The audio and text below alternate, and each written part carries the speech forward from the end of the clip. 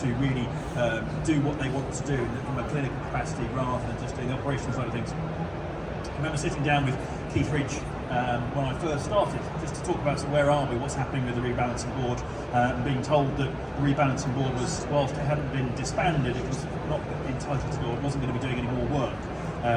But also it was made very clear to me by Keith and by members from the department that they weren't going to do anything with supervision until the sector could find a consensus.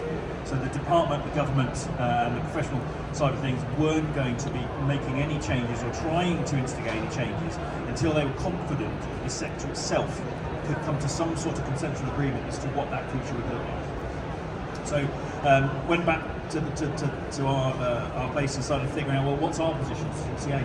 And we didn't have one. And so really the first year was kind of getting together with our members to understand what do we want out of change? What does the future look like for CCA members?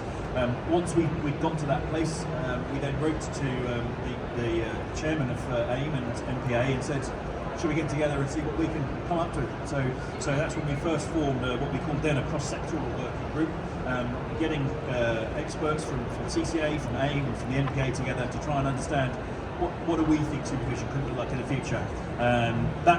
It wasn't easy, you know, it took quite a lot of time, a lot of effort, which was really good, and it's really good to sort of understand what does everybody think. Once we got to a place where we could agree as the three sort of employer bodies, we then recognised that we needed to go out further and we needed to speak to others, people that represented the professionals and other professionals within the sort of the sector and so on.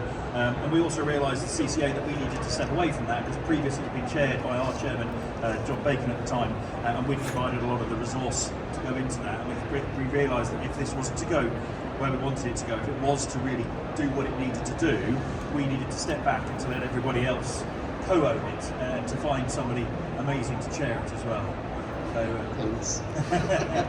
So, you know, obviously then supporting it there on in, but I think it's been a long journey, but a really, really important one, and we're really pleased with where it's got to. Thank you, Malcolm. Nicola,